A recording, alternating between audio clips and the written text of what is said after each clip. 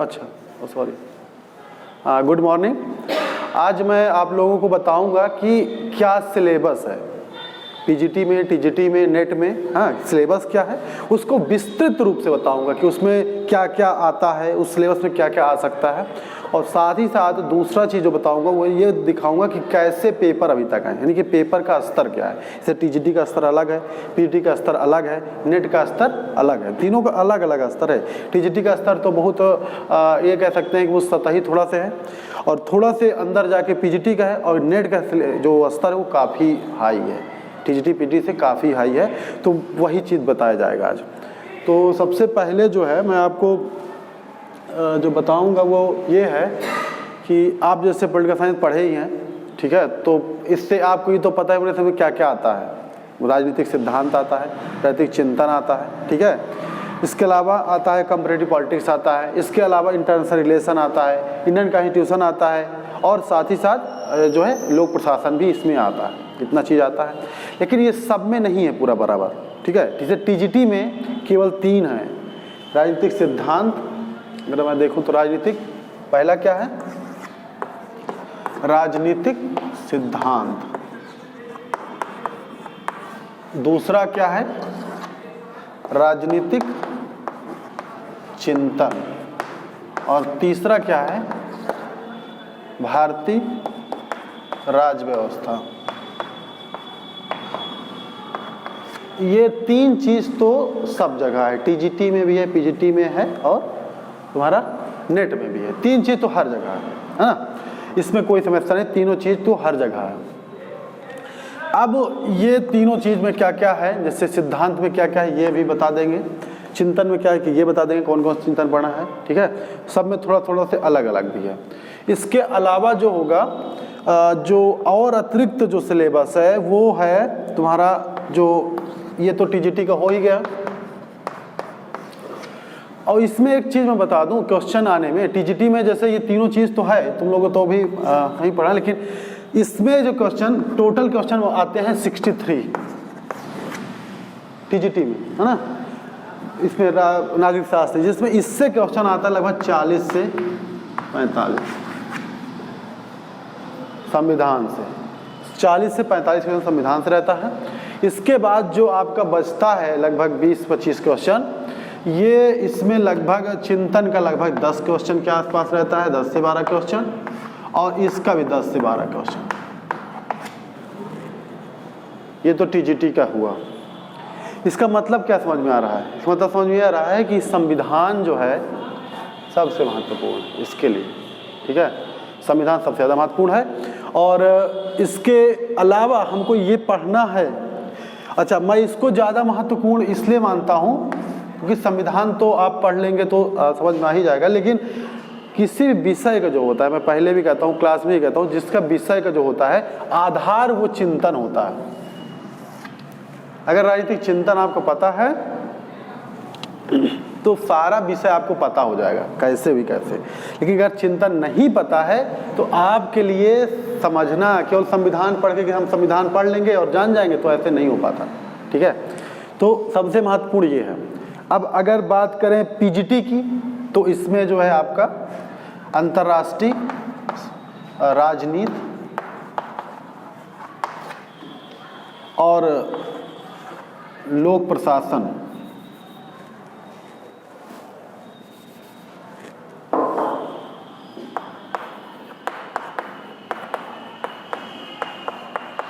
लोक प्रशासन, इसमें भारतीय लोक प्रशासन भी आ जाता है, प्लस भारतीय लोक प्रशासन किया जाएगा। इसके अलावा होता क्या है कि एक तुलनात्मक राजनीति का भी पेपर है,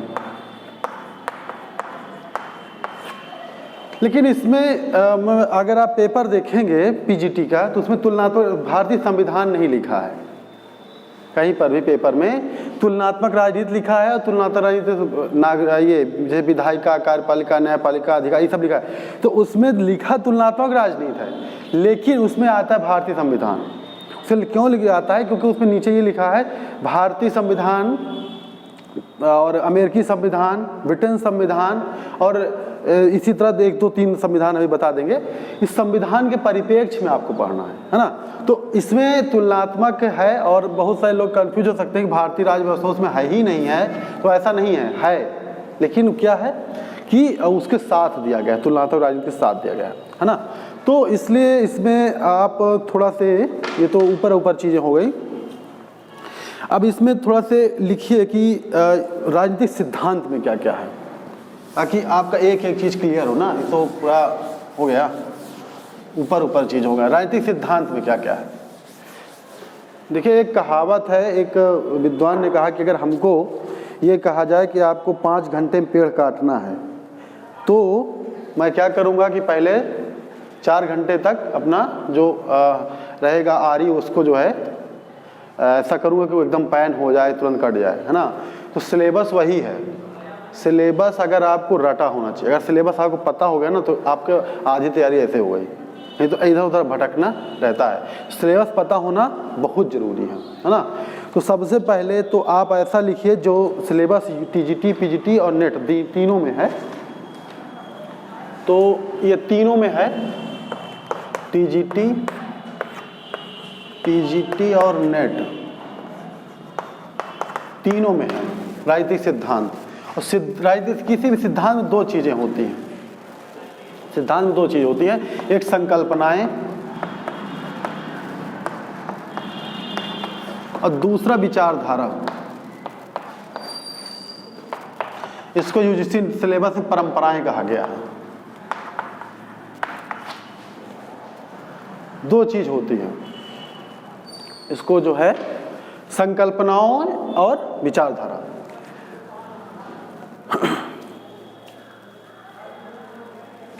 अब इसमें और क्या है, सिद्धांत में एक और आ जाता है, ऐसे ये संकल्पनाओं में ही आ जाएगा एक्चुअली, कि राजनीति विज्ञान जो है का अर्थ क्या है, ठीक है, क्षेत्र क्या है, उपागम क्या है, ठीक है। अर्थ, क्षेत्र, उपागम ये सब आ जाता है इसी सिद्धांत वाले पोर्शन में।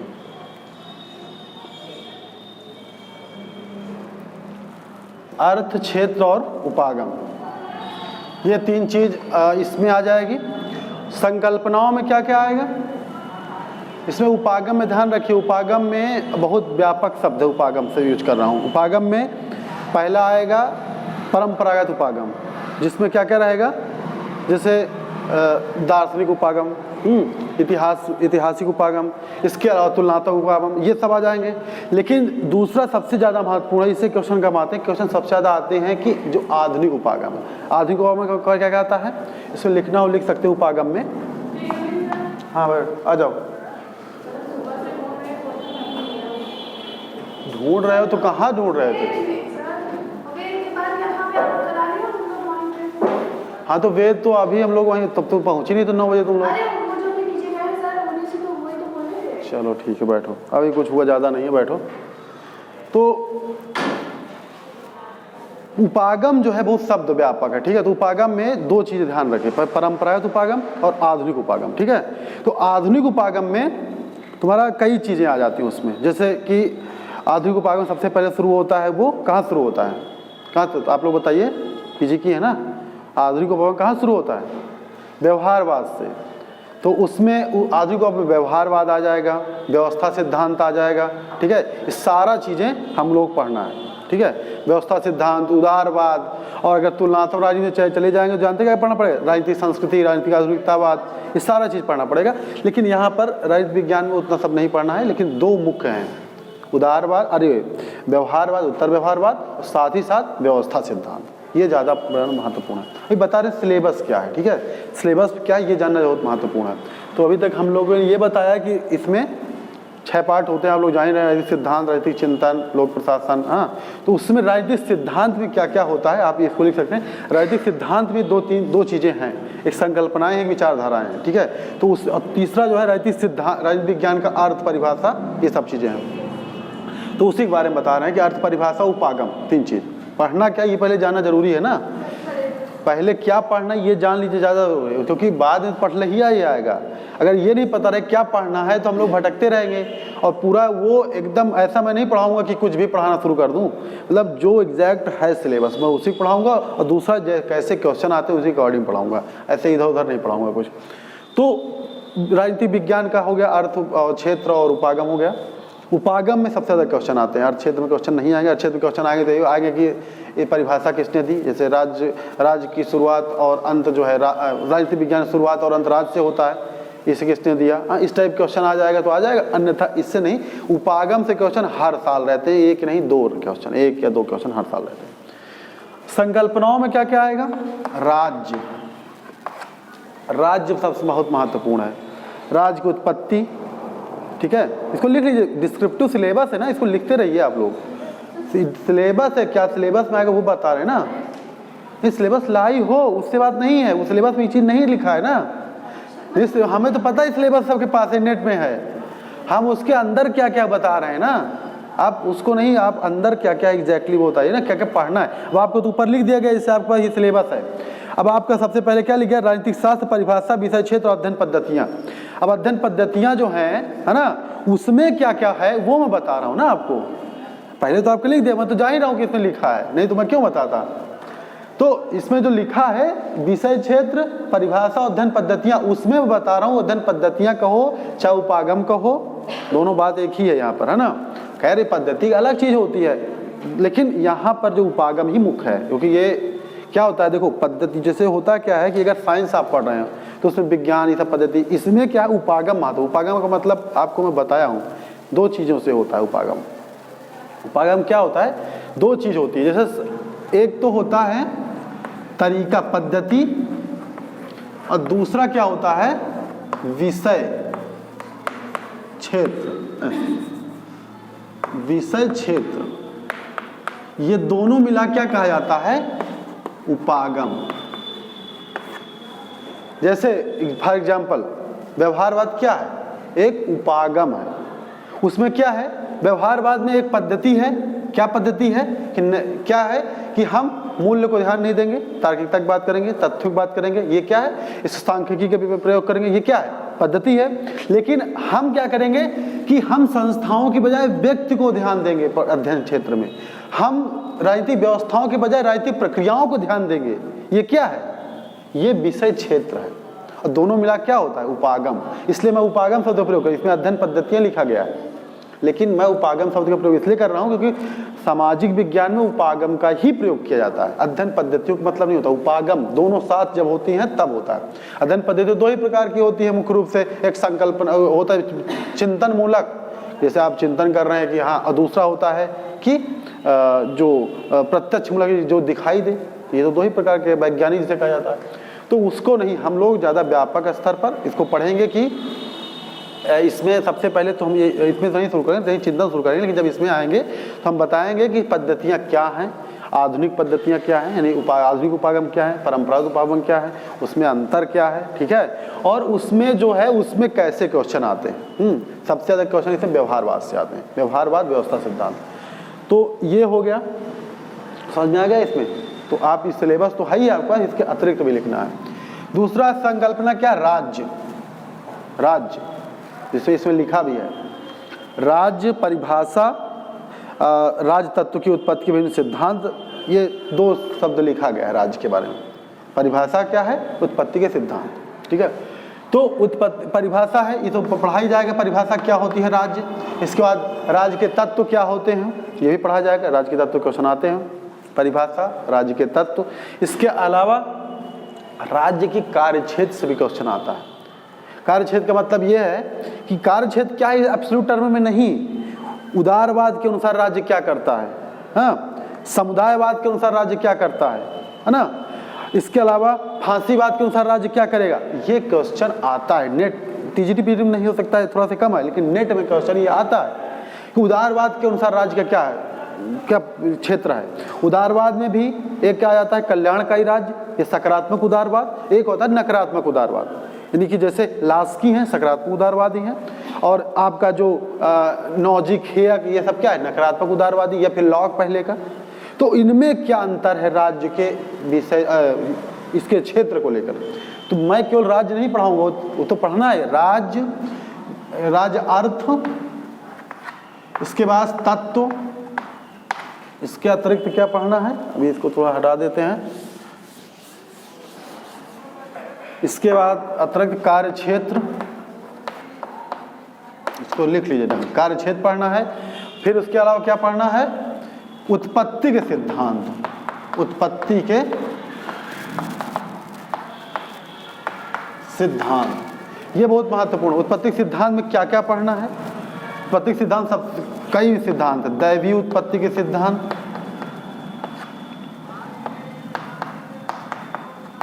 इसमें जानते हैं, इसमें भी दो चीजें हैं, भारतीय और पाश्चात्य, भारतीय और पाश्चात्य दोनों पढ़ना है। दैवीय उत्पत्ति में भारतीयों क्या है, भारतीयों मतलब कैटिल्य के क्या कहते हैं और मनु क्या कहते हैं, है ना।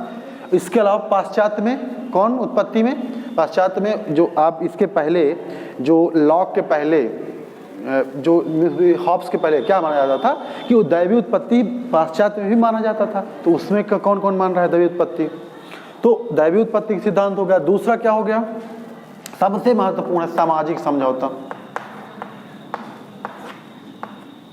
समझौता, सामाजिक समझौता सिद्धांत दूसरा सबसे ज्यादा महत्वपूर्ण। और इसमें हॉब्स लॉक रूसो तो है ही हैं, तीनों चीज पढ़ना है। और इसमें भारतीय भी मैं पढ़ाऊंगा आपको, भारतीय भी, क्योंकि आपका कैटिल्य का जो राज्य है वो सामाजिक समझौता सिद्धांत के आधार पर है। तो ये आपको जो नेट है और पीजीटी में भी, टीजीटी में तो ये नहीं आएगा, नेट है और पीजीटी में दोनों में सामाजिक समझौते में आ जाता है कि सामाजिक समझौता सिद्धांत किसके द्वारा दिया गया। उसमें हॉब्स लॉक रूसो नहीं रहेगा, उसमें रहेगा कैटिल्य, मनु, महाभारत, इस टाइप रहेगा। तो आपको आप कंफ्यूज हो जाएंगे, तो हम तो हॉब्स लॉक रूसो पढ़ कर आए हैं, है ना।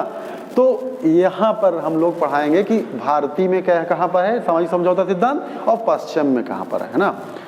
इसके अलावा सबसे जो एक सिद्धांत है जो सबसे ज़्यादा पॉपुलर तो नहीं है लेकिन सबसे ज़्यादा अच्छा सही सिद्धांत है वैज्ञानिक ऐतिहासिक सिद्धांत।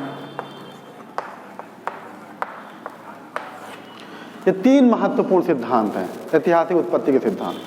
इसमें ऐतिहासिक उत्पत्ति में जो क्वेश्चन मुख्य आता है वही आता है कि ऐतिहासिक उत्पत्ति के जो सिद्धांत उसमें कौन कौन से तत्व माने गए हैं। तो वो सब चीज़ें हम लोग ढंग से देखेंगे कौन कौन तत्व माने। ये तीन तत्व जो है महत्वपूर्ण है। जैसे इसमें लिखा है उत्पत्ति, जो चीज़ स्पष्ट शब्द में लिखा है ना उस पर हम लोग ज़्यादा ढंग से फोकस करेंगे क्योंकि सिलेबस के अकॉर्डिंग चीज़ें आती हैं।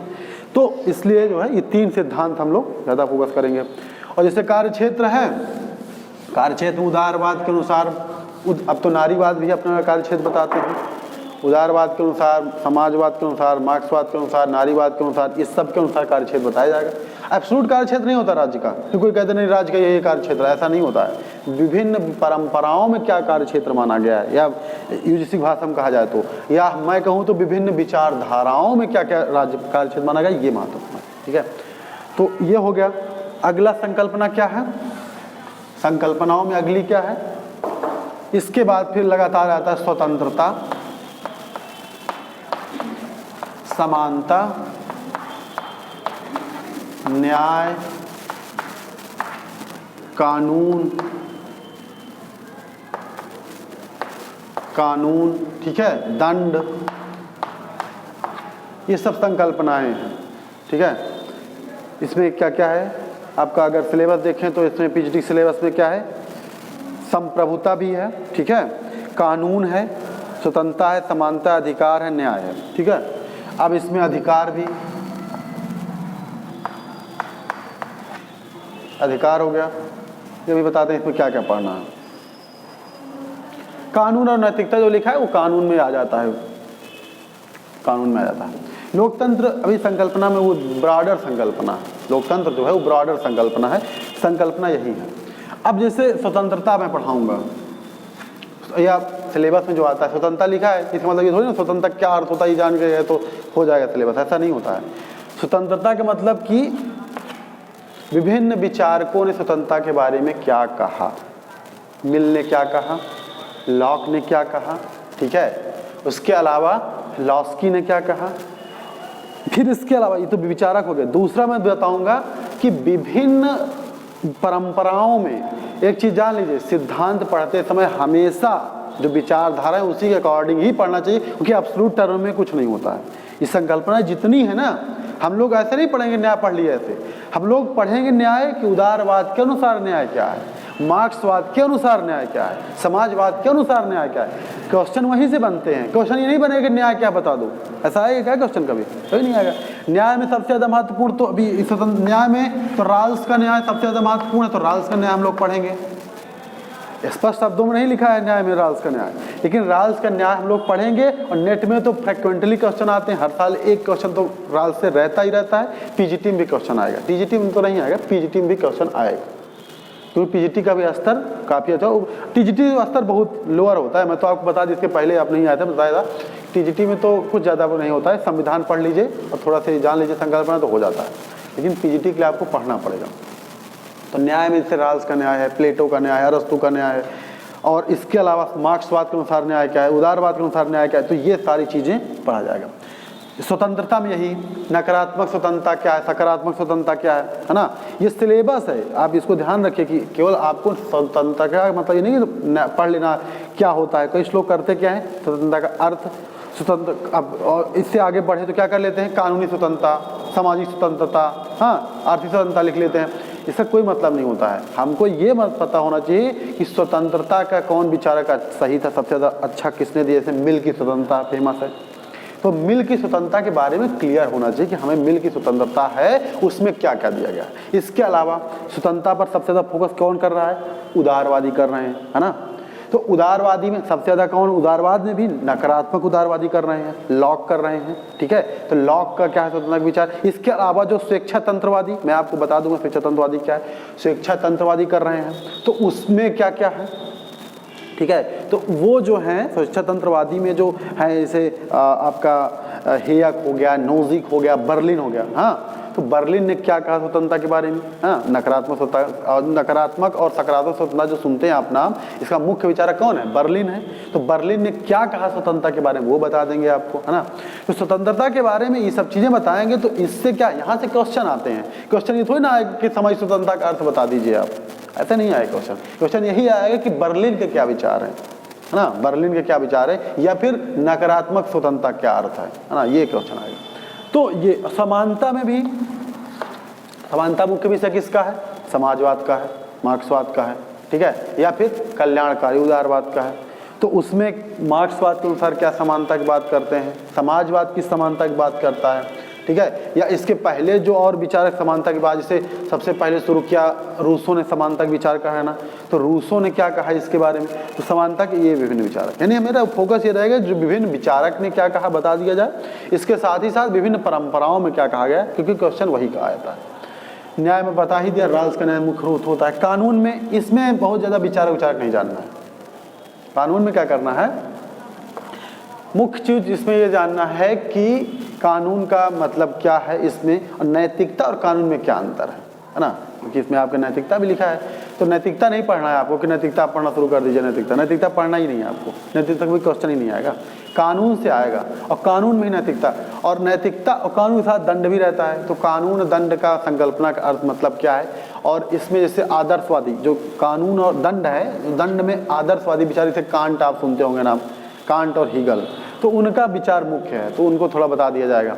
और कानून में कोई बहुत विचारक कोई मतलब नहीं है, तो इससे क्वेश्चन भी बहुत कम आते हैं, कभी आ गए। तो इसमें संकल्पना बता दिया जाए कैसे है। और सबसे महत्वपूर्ण ये अधिकार हो जाता है। अधिकार एक शब्द लिखा है, लेकिन अधिकार की बहुत सारी चीज़ पढ़ना है। इससे सबसे पहले कि अधिकार का प्राकृतिक अधिकार क्या उदाहरण, कानूनी अधिकार क्या उदाहरण, हाँ तो ये जैसे आप पढ़ेंगे ना, प्राकृतिक अधिकार जैसे लॉक, कानूनी अधिकार बेंथम, ठीक है। और उसके बाद कल्याणकारी अधिकार, जैसे आप बाद में आ जाते हैं लास्की के अनुसार अधिकार क्या है, हाँ नकारात्मक जो उदारवादी उनके अनुसार अधिकार का मतलब क्या है, हाँ मार्क्सवाद के अनुसार अधिकार का मतलब क्या है। तो विभिन्न जो हैं इसके जो तमाम सिद्धांत है अधिकार का, वो मानवाधिकार क्या है ना, मानवाधिकार घोषणाएं क्या क्या हुई हैं, तो ये अधिकार के बारे में सारा विस्तृत रूप से वर्णन किया जाएगा, ठीक है। तो यही से क्वेश्चन आता है, अधिकार थोड़ा कोई मतलब होता है अर्थ। इसके अलावा क्या है, संप्रभुता एक बहुत महत्वपूर्ण है संकल्पना है। इसके जो अतिरिक्त जो है संकल्पनाओं में संप्रभुता, संप्रभुता से क्वेश्चन हर साल लगभग आते हैं। संप्रभुता में महत्वपूर्ण क्या है? संप्रभुता में जैसे संकल्पना किसने दी? जैसे बोंदा ने शुरू किया, है ना। इसके बाद एकलवादी संप्रभुता क्या है, बहुलवादी संप्रभुता क्या है, जन संप्रभुता क्या है, राजनीतिक संप्रभुता क्या है ना। ये विभिन्न संकल्पनाएं हम लोग देखेंगे। जैसे जन संप्रभुता रूसो, राजनीतिक संप्रभुता लॉक, ठीक है, एकलवादी संप्रभुता ऑस्टिन, हाँ, अंतर्राष्ट्रीय संप्रभुता ग्रोसियस, है ना। इसने क्या कहा है, ग्रोसियस क्या कहा है अंतर्राष्ट्रीय संप्रभुता के बारे में। तो ये सारा चीज़ें हम लोग संप्रभुता के, और इसमें तत्व महत्वपूर्ण होते हैं। क्या क्या तत्व हैं, ना, तत्व क्या हैं? विभिन्न विचारक जो कहें एकलवादी, बहुलवादी, है ना, ये सारे उनको हम लोग पढ़ेंगे, है ना। तो ये सिलेबस है, मतलब मैं जो कह रहा हूँ पढ़ूंगा, इसका मतलब यही सिलेबस है, ये चीज़ आपको पढ़ना है। ऐसा नहीं कि केवल संप्रभुता का अर्थ जान ली, संप्रभुता मतलब क्या होता है, एक सर्वशक्ति होती है राज्य की, उसके तो इतना से काम नहीं चलेगा, आपको डीप में जाना पड़ेगा। आपको देखना पड़ेगा बहुल संप्रभुता क्या है, बहुल संप्रभुता के तर्क क्या है। जैसे लास्की बहुल संप्रभुतावादी है, तो लास्की की क्या तर्क है बहुल संप्रभुता के पीछे, या ऑस्टिन एकल संप्रभुतावादी है, तो एकल संप्रभुता उसके पीछे क्या तर्क देता है और क्या तार्किक है, ये चीज़ हमें देखना पड़ेगा। तो यहाँ पे ये हो जाएगा। इसके अतिरिक्त क्या है, इसमें संकल्पनाओं में इतना ही है, इससे ज़्यादा तो हमें लगता है संकल्पनाओं में नहीं दिया गया कुछ। एकलवादी, बहुलवादी, कानून, स्वतंत्रता, नैतिकता, अधिकार, न्याय, हाँ बस इतना ही है। हाँ, एक टीजीटी में एक नागरिकता भी दिया गया है, एक संकल्पना नागरिकता, एक नागरिकता। अब नागरिकता में मतलब तो आप लोग सोचते हैं नागरिकता मतलब नागरिक है, हो गया, नहीं, ये सब नहीं। आपको इस बार अभी पीसीएस के मेंस के एग्जाम में आया था कि अरस्तु की नागरिकता के सिद्धांत का वर्णन कीजिए, वो भी जानते हैं 20 शब्द नंबर में। लेकिन नागरिकता में आपको पूरा बताना था क्या है, यानी कि मैं बताऊंगा आपको कि नागरिकता का अरस्तु के अनुसार क्या मतलब है, अरस्तु किसको नागरिक मानता है। आज जो है नागरिकता क्या पैमाने हैं, यानी कि प्राचीन काल में क्या पैमाने हैं, प्राचीन काल में जो पैमाने थे उसका प्रतिनिधित्व अरस्तु करता है, और आधुनिक काल में जो पैमाने हैं वो कह सकते हैं कि जो लोकतंत्र उसका प्रतिनिधित्व करता है। तो ये नागरिकता की संकल्पना कि नागरिकता का मतलब क्या है, तो ये आ जाएगा, ठीक है। और यही चीज़ इसमें नेट में भी इतना ही है। हाँ, एक संकल्पना और जो है जुड़ सकती है, वो है शक्ति, पावर, शक्ति में क्या पढ़ेंगे हम लोग कि राजनीति का शक्ति से क्या संबंध है, यानी कि राजनीति की प्रक्रियाओं में शक्ति की क्या भूमिका है। और विभिन्न विचारकों ने यहाँ तक कहा है कि शक्ति क्या है, राजनीति की रक्त है, यानी इसी से पूरा राजनीति चलती है ना। तो कैसे, जैसे लासवेल का मुख्य विचार है शक्ति के बारे में, है ना। तो लासवेल क्या कहते हैं शक्ति के बारे में, है ना। और विशेष रूप से जो आधुनिक राजनीतिक चिंतन है उसमें शक्ति को सबसे प्रमुख अवधारणा बताया गया, ठीक है। तो शक्ति जो है वो मुख्य संकल्पना है आधुनिक राजनीतिक सिद्धांत की, उसके बारे में हम लोग जानेंगे। इतना पढ़ने से आपका जितना बताया गया है सारा, चाहे नेट हो, टीजीटी हो, पीजीटी हो, सारा बहुत विस्तृत हो जाएगा जितनी संकल्पना बताया गया है। संकल्पनाओं में ये है। दूसरा सिद्धांत के दूसरा क्या होता है, संकल्पनाओं के अलावा होता है विचारधारा या परंपराएं। विचारधारा या परंपराएं, इसमें क्या क्या पढ़ना है आपको, मैं आपको बता दूं। ये संकल्पनाएं आप पढ़े हैं और विचारधाराएं दोनों को अलग अलग नहीं किया जा सकता। मैं आपको पढ़ाते समय क्या बता रहा था, इस विचारधारा के अनुसार क्या संकल्पना है, इस विचारधारा के अनुसार क्या संकल्पना है। ये करना क्या है, दोनों एक दूसरे से जुड़े हुए हैं। जैसे विचारधारा एक ब्रॉडर शब्द है ना, उसमें खांचे बने हैं। इसे अब मैं इसमें उदारवाद पढ़ाऊंगा, उदारवाद, ठीक है। उदारवाद में दोनों नकारात्मक उदारवाद और सकारात्मक उदारवाद। तो इसमें मैं जब पढ़ाऊंगा तो मैं यही तो बताऊंगा कि उदारवाद के अनुसार राज्य का क्या मतलब है, क्या कहता है राज्य के बारे में, राज्य क्षेत्र के बारे में क्या कहता है। हाँ, ये बताऊंगा कि अधिकार के बारे में क्या कहता है, स्वतंत्रता के बारे में क्या कहता है, न्याय के बारे में क्या कहता है, संपत्ति के बारे में क्या कहता है, यही तो बताया जाएगा। व्यक्ति के बारे में क्या कहता है, जैसे अब उदारवाद ने कहीं व्यक्तिवाद लिखा हो, देखिए व्यक्तिवाद कोई अलग से वो नहीं है। व्यक्तिवाद मुख्य जो पोर्शन है व्यक्तिवाद का वो उदारवाद में आ जाता है। तो उदारवाद और व्यक्तिवाद दोनों लगभग एक तो नहीं कहूँगा क्योंकि अलग है दोनों, लेकिन यहाँ पर जो संकल्पनात्मक जो है वो दोनों के लगभग एक ही चीज़ है। ये कह सकते हैं कि जो व्यक्तिवाद है वो नकारात्मक उदारवाद से जुड़ा हुआ शब्द है। यद्यपि ऐसे विचारक व्यक्तिवादी हैं जो उदारवादी नहीं हैं, लेकिन उनका फिर उदारवाद व्यक्तिवाद अलग स्तर का है, और वो फिलॉसफी में तो पढ़ना है, पॉलिटिकल साइंस में नहीं पढ़ना है। जैसे अराजकतावाद जो है वो भी व्यक्तिवादी है, लेकिन अराजकतावाद आपको पढ़ना ही नहीं है। तो जो आपको पढ़ना है उसमें नकारात्मक उदारवाद और व्यक्तिवाद दोनों एक है लगभग, है ना। तो हम लोग यहाँ व्यक्तिवाद पढ़ेंगे, नकारात्मक उदारवाद पढ़ेंगे, बात एक ही है। लेकिन व्यक्तिवाद बड़ी व्यापक अवधारणा है, वो कई में है, जैसे अराजकतावाद में भी है, हाँ, जैसे दार्शनिक अराजकतावादी हैं उसमें भी है। तो उसमें हमको पढ़ना ही नहीं है, तो आपका जितना सिलेबस है उसके अनुसार तो केवल नकारात्मक उदारवाद पढ़ लिया जाए तो व्यक्तिवाद हो जाता है उसमें, ठीक है। इसके अलावा दूसरा समाजवाद।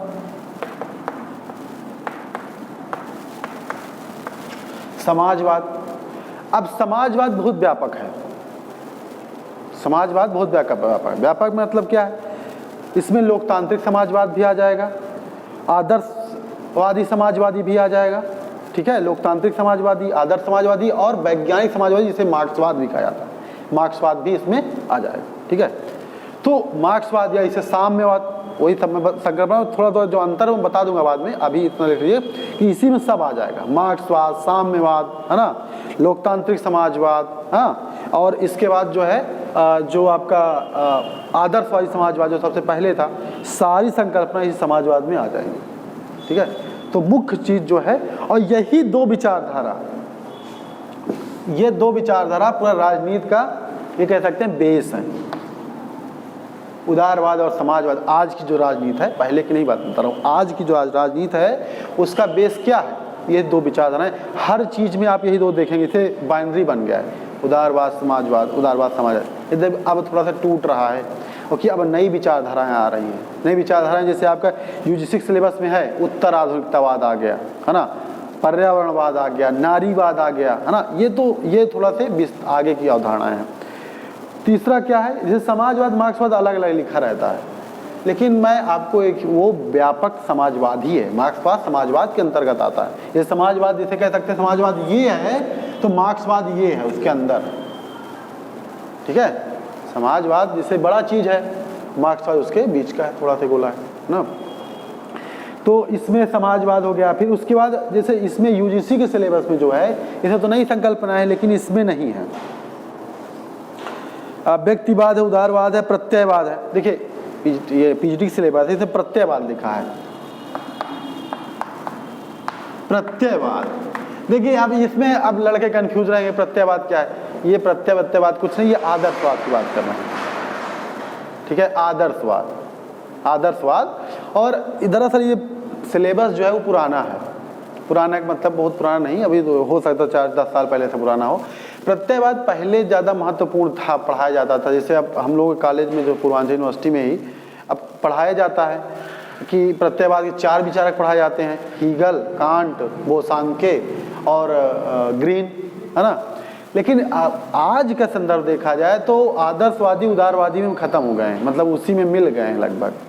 अब आदर्शवादियों को अलग से बहुत ज़्यादा फोकस करना मुख्य नहीं, महत्वपूर्ण नहीं होता, लेकिन चूंकि लिखा है ना, तो हम लोग ये जान लेंगे कि आदर्शवादी जो हैं वो उदारवादी जो हैं, ठीक है, उनमें क्या डिफरेंसेस हैं। जैसे ग्रीन ऐसा विचारक है जिसने उदारवाद को और आदर्शवाद को दोनों मिला दिया है ना, दोनों को मिलाने का प्रयास किया है। लेकिन जो हीगल हैं, बोसांके हैं, कांट हैं, ये ज़्यादा इनका फोकस कहाँ पर है?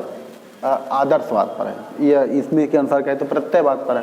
तो एक प्रत्ययवाद भी हम लोग पढ़ेंगे, लेकिन वो क्या है, उसमें मुख्य जो चिंतन पढ़ेंगे वो हीगल मार्क्स के अनुसार पढ़ेंगे, हीगल के अनुसार। मैं चिंतक इसलिए पहले पढ़ा दे रहा हूँ कि अगर मैं चिंतक आपको पढ़ा दूंगा तो जब ये बोलूँगा मिल ये कहता है तो आपको तुरंत याद आ जाएगा कि नहीं आ जाएगा। मैं पूरा सिलेबस ऐसा पढ़ाऊँगा कि आपको लगेगा कि हाँ इसके बाद यही होता है, ठीक है। तो अगर मैं पहले संकल्पना पढ़ाऊँगा तो आप बार बार कन्फ्यूज रहेंगे, अच्छा ये सर ये विचारक क्या कहते हैं, वो विचारक क्या कहते हैं। अब मैं पहले आपको विचारक पढ़ा दूंगा तो आप कन्फ्यूज नहीं रहेंगे, सोचेंगे कि हाँ ये विचारक ये है। और जब मैं आऊँगा, वैसे मैं हीगल पढ़ा दिया, और जब मैं आऊँगा प्रत्ययवाद पर, जब मैं बताऊँगा प्रत्ययवाद ये, तो तुरंत जान जाए हीगल यही कहता है ना। इसलिए थिंकर पहले पढ़ा रहा हूँ। इसमें अराजकतावाद का भी जिक्र है, विचारक जो हैं अराजकतावाद,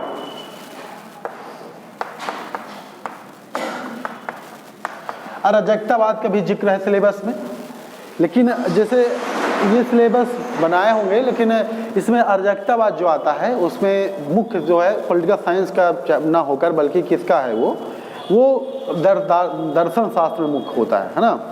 लेकिन फिर भी चूंकि सिलेबस में तो पढ़ा जाएगा, तो अराजकतावाद में हम लोग ये देखेंगे कि अराजकतावाद का मतलब क्या होता है। ठीक है, क्या अराजकतावाद का मतलब क्या होता है, अराजकता फैला देना होता है क्या, कि कुछ और होता है। हाँ, इसमें गांधी पर क्वेश्चन आता है, गांधी अराजकतावादी थे तो क्यों थे, क्यों कहा जाता है। हाँ, उसके एक आध रीजन दे दिया, या फिर और प्रूंधा जैसे अराजकतावादी थे, टॉलस्टॉय अराजकतावादी थे, तो ये सब अराजकतावादी थे, तो इसका मतलब क्या है, तो मैं उसको भी बता दूंगा अराजकतावाद का क्या मतलब है। क्योंकि मेरा दर्शन शास्त्र भी है, तो जान ही रहे हैं, तो दर्शन मेरा जो सिद्धांत है बहुत अच्छा इसलिए है क्योंकि मैं दर्शन शास्त्र भी तो हूँ ना, पीजी भी हूँ, नेट जेआरएफ भी हूँ, मेरा दर्शन शास्त्र भी है, इसलिए जो है मुझे इसमें दिक्कत बिल्कुल नहीं है, इसमें बहुत अच्छे से बता दूंगा आप लोगों को। तो खैर वो शौकिया तौर पर मुझे बाद में तकलीफ होती है कि नेट मैं जेआरएफ हो गया, अब अगर मैं नहीं होता कोई और होता तो ठीक था, हमारे तो किसी काम की डिग्री नहीं है वो। फांसीवाद, अगला जो विचारक है इसमें वो फांसीवाद।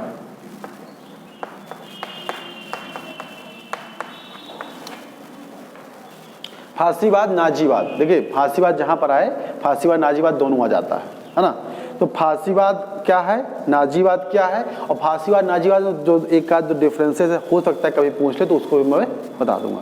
यानी हिटलर और मुसोलिनी की समझना है। जैसे आज भी आप लोग कहते हैं ना फांसीवाद, फांसीवादी सरकार, फांसीवाद सरकार कहते रहते हैं ना, तो इसका क्या मतलब, क्या सही फांसीवाद सरकार है, तो मैं इसको भी मैं बता दूंगा कि फांसीवाद का मतलब क्या होता है, आज क्या हो रहा है। और इसके अलावा इसमें क्या है, वैज्ञानिक समाजवाद जो लिखा है वो मार्क्सवाद की, चाहे वैज्ञानिक समाजवाद की बात एक ही है। ठीक है, अब दो अन्य उदाहरणाएं हैं, वो हैं दो अन्य उदाहरणाएं, वो हैं तुम्हारा अधिनायकवाद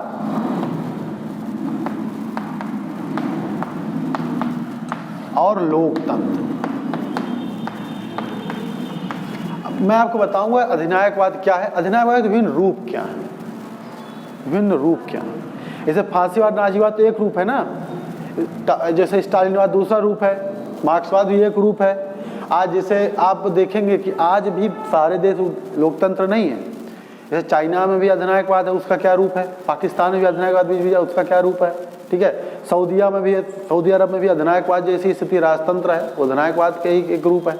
तो अधिनायक क्या होता है, अधिनायकवाद का रूप क्या होता है, वो चीज़ें हमें इस पर बताया जाएगा। ठीक है, और लोकतंत्र, आज यही दो, आज पूरी दुनिया में अगर राजनीतिक व्यवस्था की बात की जाए, और जो इंडेक्स भी निकलता है लोकतंत्र का इंडेक्स, पूरे वैश्विक लोकतंत्र का इंडेक्स निकलता है, वो यही दो में घूमता रहता है। पूरी दुनिया में आज यही दो ही प्रकार की मानी जाती हैं, एक अधिनायकवाद टाइप की, एक लोकतंत्र। ऐसे आप सुनते होंगे कि रसिया जो है वो संरक्षक लोकतंत्र है, यानी कि ऐसा लोकतंत्र जैसे अब कोई व्यक्ति है वो पिछले 20-25 साल से लगातार उस शासन में है, तो और उसको विभिन्न पदों जिस पद में चाहता हो जाता है, कभी प्रधानमंत्री कभी राष्ट्रपति, तो इसका मतलब यही है कि एक संरक्षक टाइप का है। जैसे अब लोकतंत्र तो श्रीलंका में भी है, इस श्रीलंका में क्या है कि एक परिवार है, उस परिवार में भी आपस में बदलते रहते, कभी कहता है वो भाई कहता तुम प्रधानमंत्री बन जाओ, हम राष्ट्रपति बन जाते हैं, कभी वो राष्ट्रपति कभी वो प्रधानमंत्री।